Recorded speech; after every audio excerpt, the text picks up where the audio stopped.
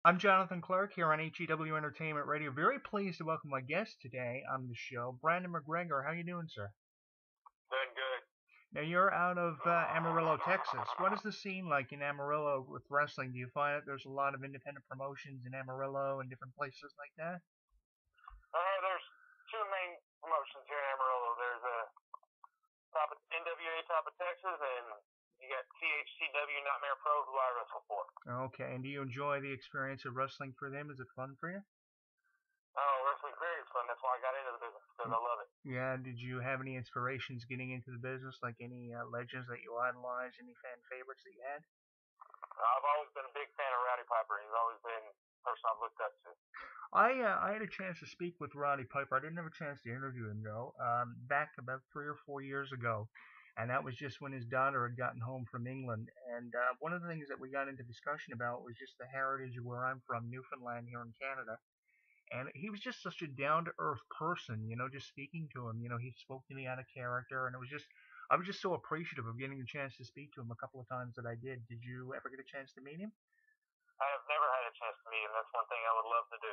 He is an excellent performer, and he's one of these guys that has the psychology factor of it just down pat to a T. Like, it's just amazing. He's like a Jake the Snake Roberts or anybody who has this psychology factor down to a T. It's just amazing just how he can separate his character from his everyday personality, and that's something that I have a tremendous amount of respect for.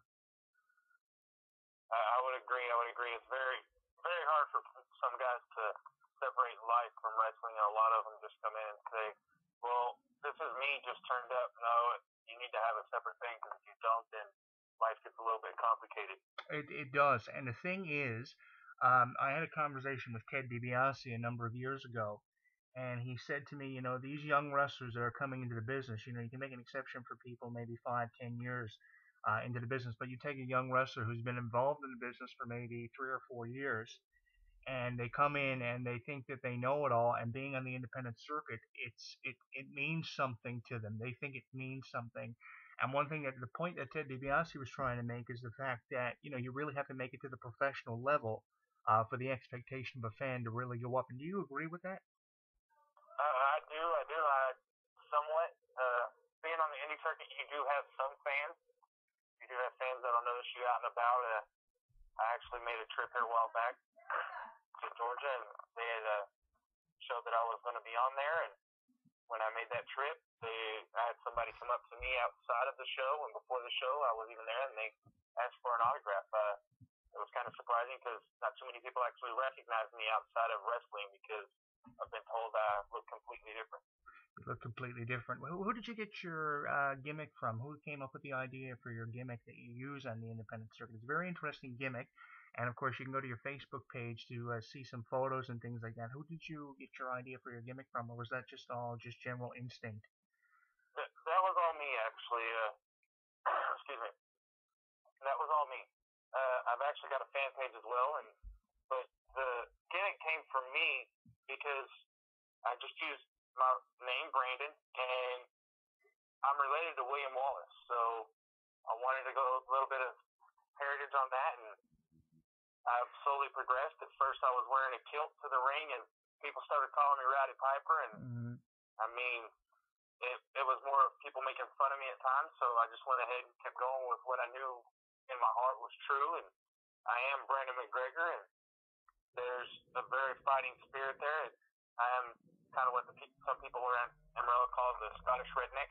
Did you ever think about doing like a segment like Roddy Piper with the pit and all those memorable pits that he used to do? He still does the pits on the Independence and things. I've seen a lot of videos of it, but did you ever think about doing your own little segment like the pit reference kind of thing? Oh, no, no, no, sir, no, sir. The reason for that is I don't really do much talking.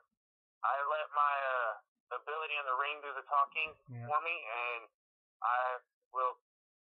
I have a very deep philosophy that you may not like me, but you will respect me, and I will earn that respect, or I will beat it into you. Yeah, that's a very deep philosophy myself. That's the thing. A lot of people don't have a lot of respect for our independent wrestlers, and that is a shame because on the independent level, you have so many great talents. You have so many people that actually try so hard to make it to the big time, and they never get a chance to do that. And I've seen a lot of different accounts where people have just been turned down and they haven't been given respect by fans and things. And I just wish people had a greater appreciation for the independent circuit, because if you had a greater appreciation for the independent circuit, more people would be given opportunities, and it would just be a whole lot more fun of an experience for fans if they actually understood what goes on behind the scenes and things. I agree. I agree. But there is one thing to it. I say that you will give me your respect, and I mean it. But there's another side to that coin. I believe that you have to earn someone's respect, Mm-hmm. and that's why I say I will earn your respect. Or if I don't, I will beat it into you So, because I was raised to respect everyone. how do you find the response that the fans give you to your gimmick and things, just based by how you're coming across here? Do you think that the fans respond to you the way that you want them to, or do you think you get a little bit more out of them? Well, the fans here actually tend to hate me because I'm part of a group here in Amarillo called the Solution Revolution Mm-hmm. at Nightmare Pro, and at Nightmare Pro it's mainly a hardcore federation. Like the rules are pretty much out the window, and the Solution Revolution is for more pure wrestling. We want to have that wrestling. We actually have a moniker. It's I can't remember it right now. Caught me on the tip of my tongue. But it's in my logo there, or in that picture on my Facebook, the Solution Revolution moniker. And we want to have more pure wrestling in there and actually have the rules. So right now, we actually have a show tonight, and we're going to enforce our way across there. That way, the hardcore people, I mean, hardcore does have a place in wrestling, but Yeah.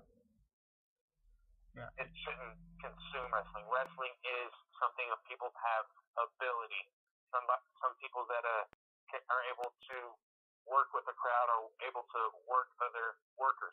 You don't have to use weapons to get your point across, and that's what we're trying to get across to the hardcore division in Nightmare Pro. It's not all about the hardcore and the blood and the guts. It's about the hard work that you put in. It's kind of half. Your own ability. It's kind of half and half. Now, personally, I'd rather pay to see people beat the Jesus out of each other in hardcore matches rather than see independent wrestling promotions, which I have been to, that don't even use fold-up chairs. They use just the standard chair.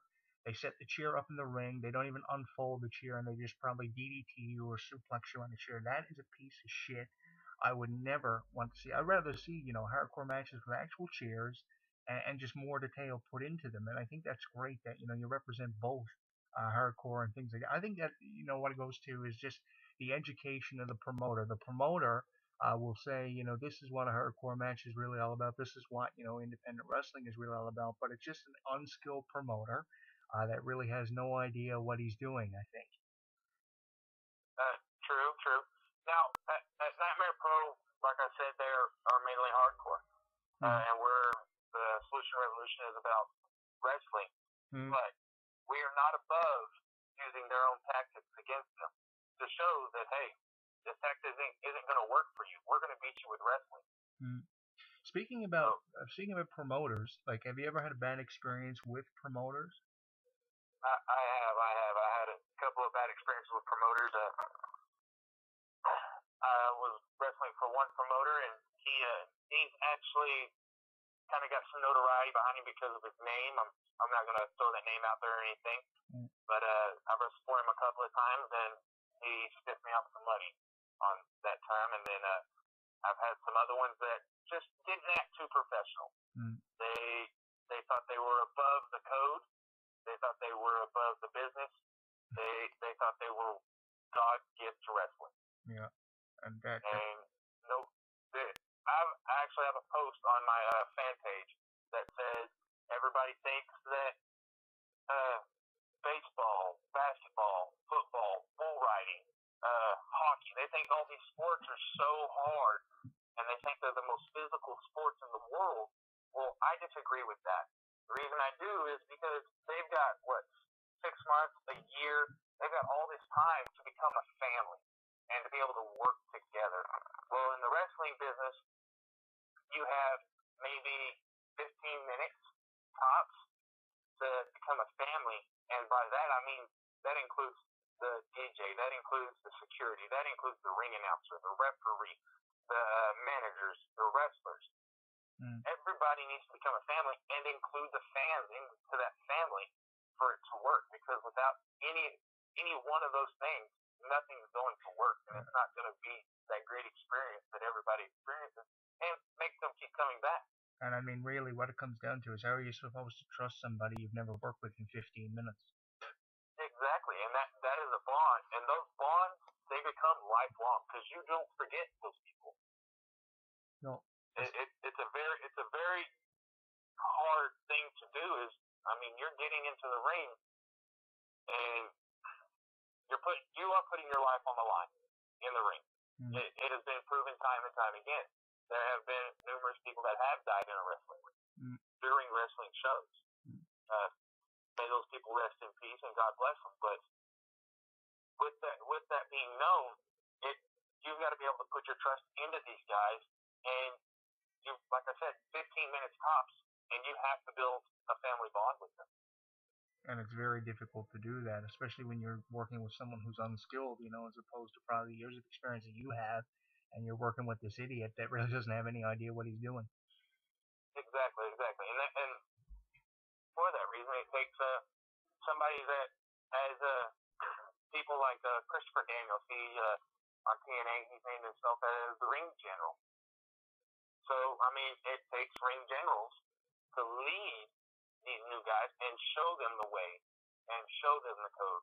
And I wish I could actually get some training from some older people like Kieran Amarillo.